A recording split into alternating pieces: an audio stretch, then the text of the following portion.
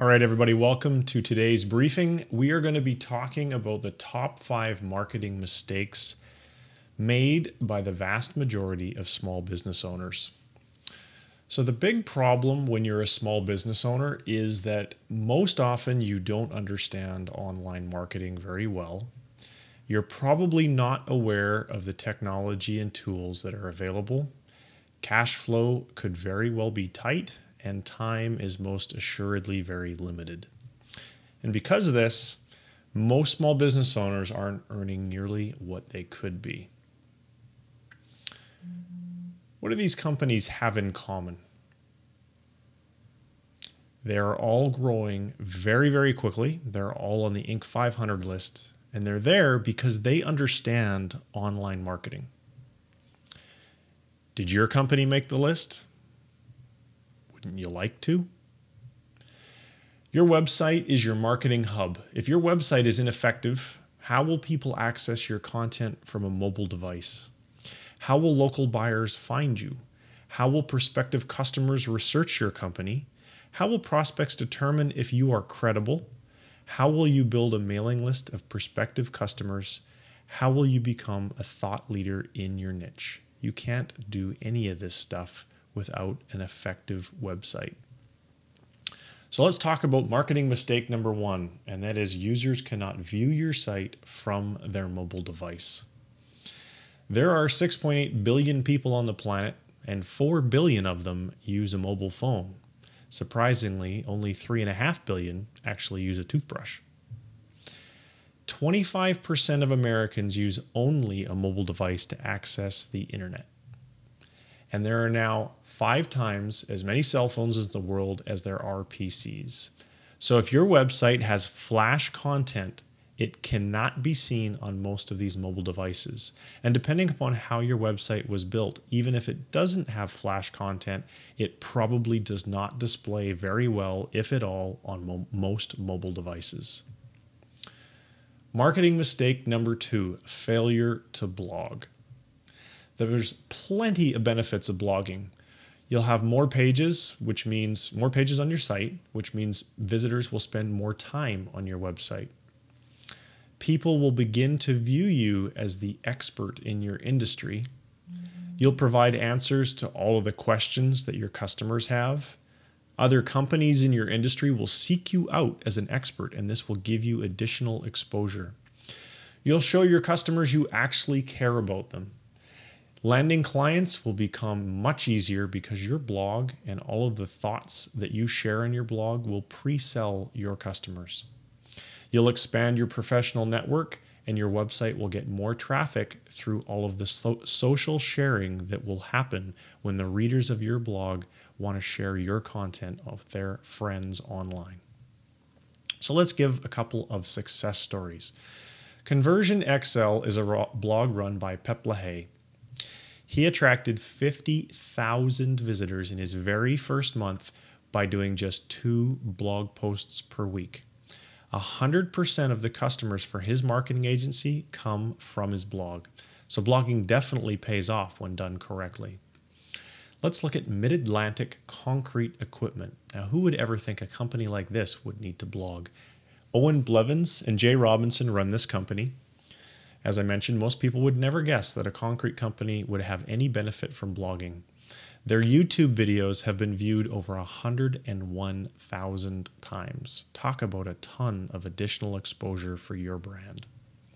Let's look at another success story, Yale Appliance and Lighting. It's run by Steve Scheinkopf.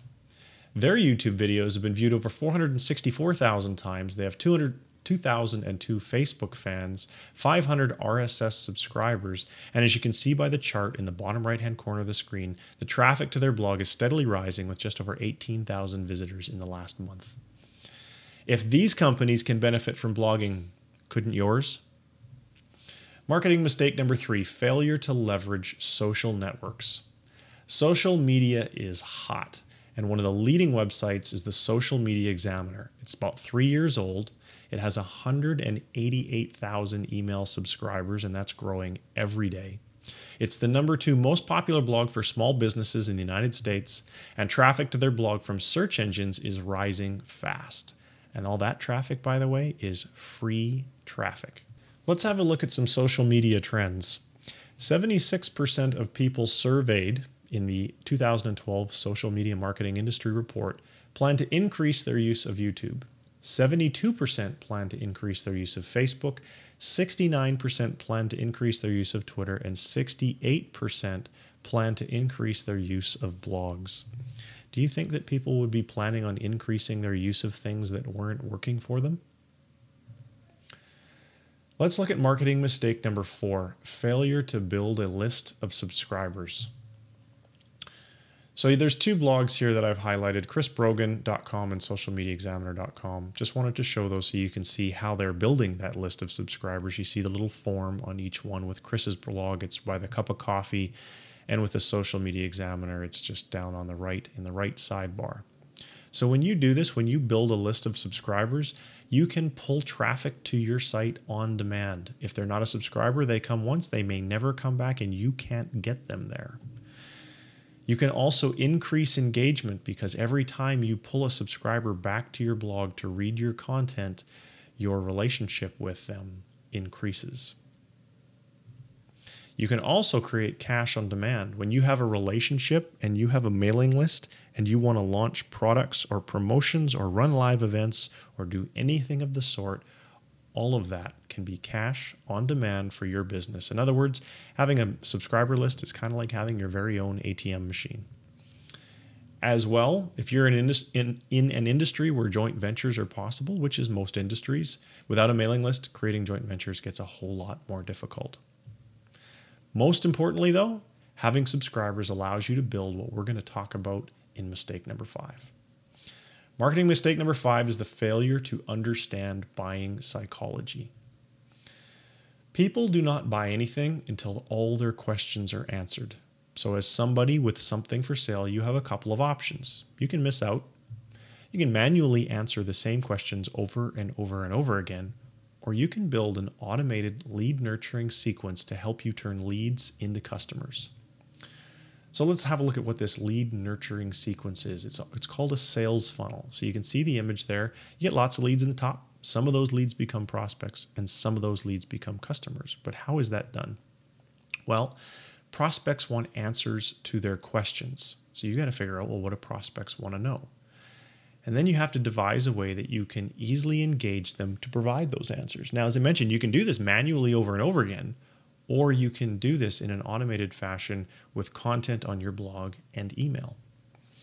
Have to ask yourself, how can I provide a way for my prospects to segment themselves? In other words, some people are ready to buy today. Some people are still in the investigation or research phase.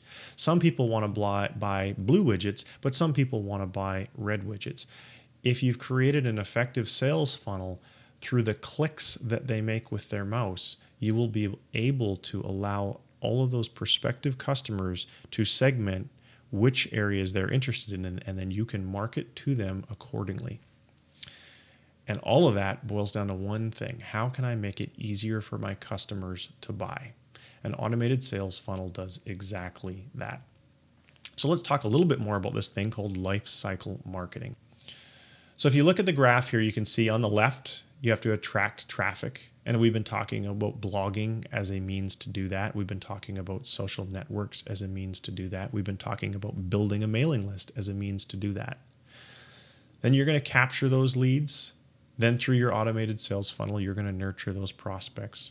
And you're going to convert a portion of them to sales. And convert a portion to customers. The beauty of doing this online is you get a lot of clicks and a lot of analytics, so you can really study and split test what is and isn't working. Then you're going to deliver whatever service or product that you deliver and satisfy your customer.